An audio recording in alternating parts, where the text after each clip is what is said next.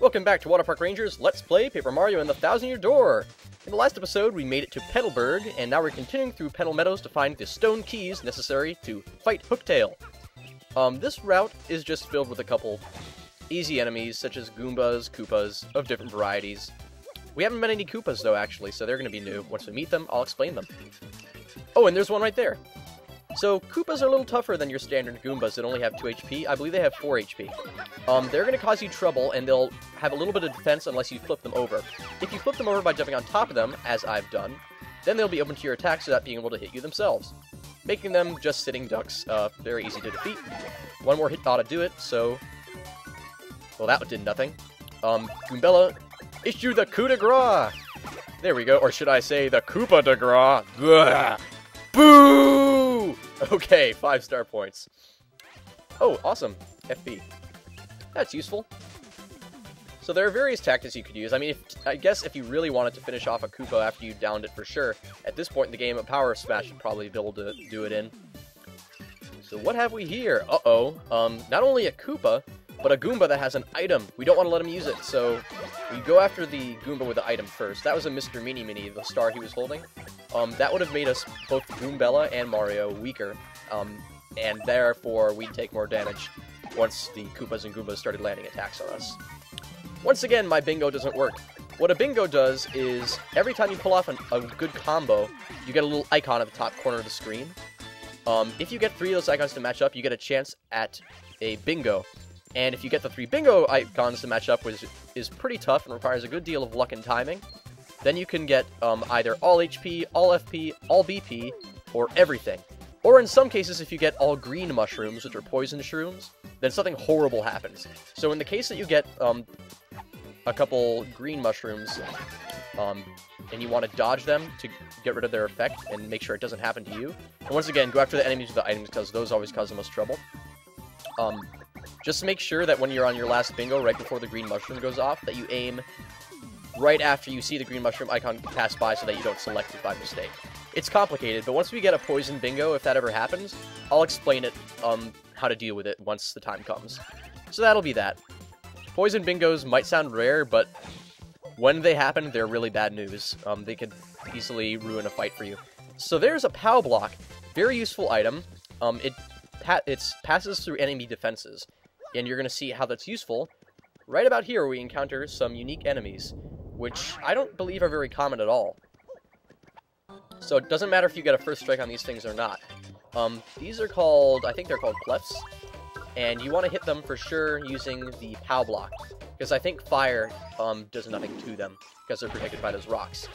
They have only 2 HP, but you won't be able to do damage to them due to their defenses being so high, unless you use an item that passes through defenses, or an attack that passes through defenses, such as the POW block. And that's how you take care of them.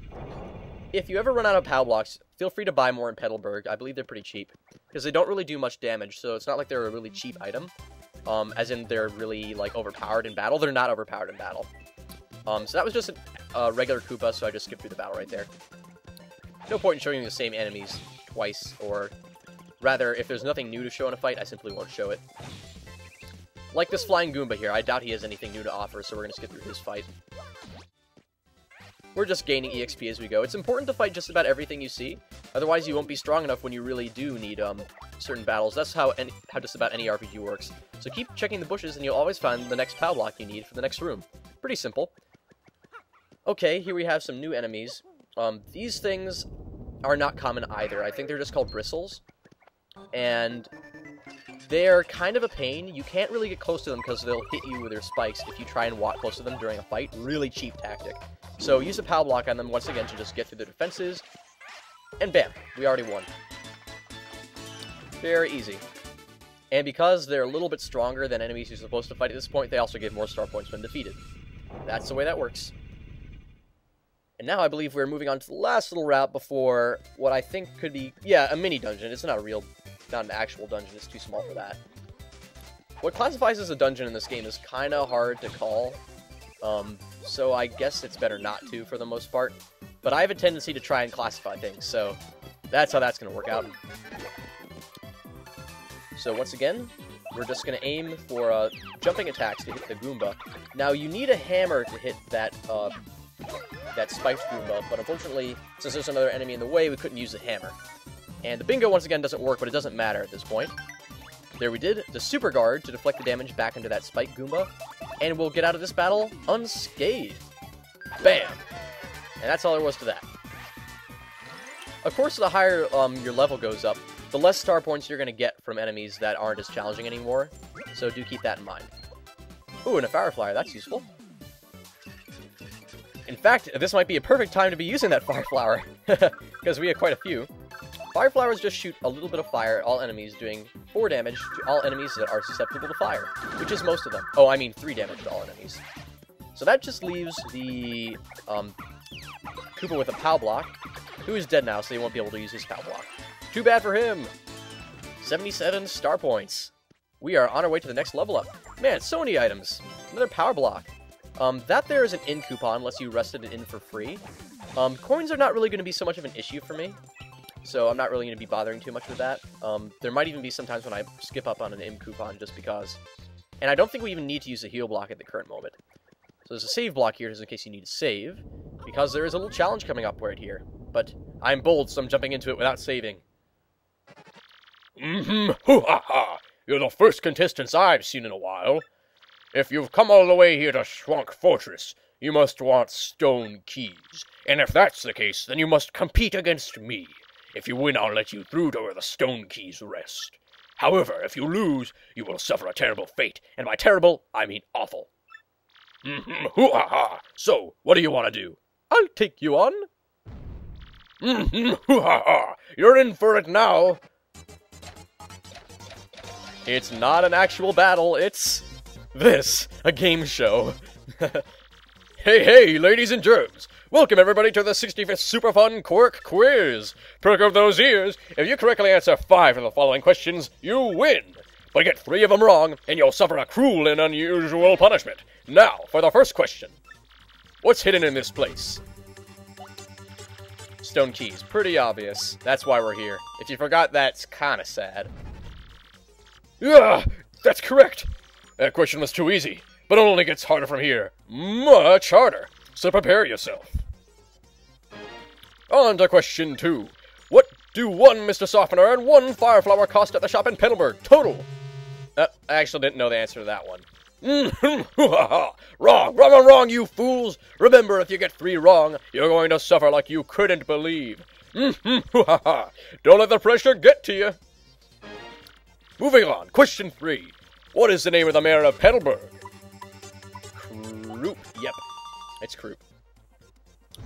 Yeah, that's correct. Yada, yada, yada. Next one. We're not done yet, folks. Question 4. Tell me now, where is the crystal star? Hooktail Castle, pretty obvious. I mean, it's shown shining on the map right there. Let's see. Are you ready for the diabolical question 5? How can one get from Petal Meadows to Rogueport? Go through a pipe. It's basically just a little memory thing. Very easy. Tell me you didn't just get your 4th right answer. It can't be true. That's it. I'm making the rest of these near impossible. Get ready for brain pain. On to question 6. Which of the following creatures have hands? That's fairly easy. Koopa Troopas. Is that your real answer? Are you sure? No! That's right! You correctly answered 5 questions. I don't believe it. You win. And the jigsaw puzzle walls go back into place. Really cool effect. So very angry. I can't believe I lost. I guess I have to let you through. Stupid rules. So he slides aside that eccentric, I think that's a thwomp. Yeah, it looks like a thwomp. And now we're going to enter the depths of Shhwonk Fortress. Pretty excited to see what's in here, right? It's not much. So we're going to head this way first, and we're going to encounter a new and highly irritating enemy. I suggest walking up on the little side rails here, because it's quicker than going through the water. Don't pass up on these enemies. You need to get used to fighting them. This is a fuzzy. This first one has a little item there that's a fire flower. They have 3 HP each, I believe. Meaning that at this point, unless you're going to be using FP, you really probably can't defeat them all in one turn if there's 2 of them. And that's their annoying little attack, is they can take an HP back from you. and add it to their own. That's really obnoxious. So that's how you deal with them. Remember, proper timing on different moves, by pressing A at the right time, will help you do stylish things that gives you more star power. As to what star power is, we have yet to cover it. That was just an ordinary fuzzy, nothing too important about that one, so we rushed right through it. Once we start using things with star power, like I said, I'll explain how the star power works. Until then, don't worry too much about it. So there's the Moonstone, that's one of the stone keys, but after you get it, there's a trap!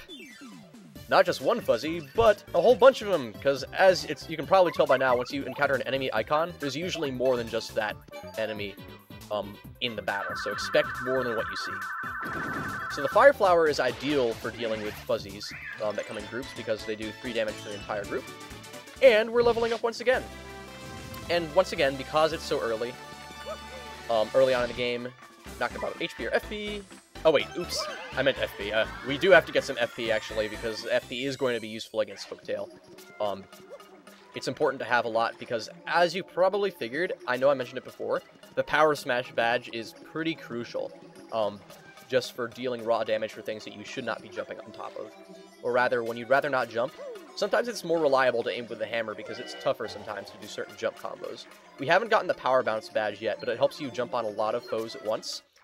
And it's kind of like, the Power Bounce is a very key move in this game, but I guess I'll explain it once we start using it. There's a whole lot of stuff that is just not going to be important right now. So there's me performing the first strike, because I was able to get into the battle earlier. We'll just have Goombella finish off that fuzzy, because there'd be no point in letting him heal himself, because then he'd heal from the damage that we did. And we'll just try and damage this last fuzzy as much as we can. Unfortunately, he might get the chance to use his little item. That's not good news. That attack is really hard to guard against. Ugh, it's tough to time it right. Oh, I actually managed to super guard that one! Badass! Man, that actually went really well. So, I didn't manage to do a normal guard, but I was able to do a super guard. Go figure. Wow, that was badass. It's so hard to do super guards. Like, they're one of the hardest action commands to handle in the game.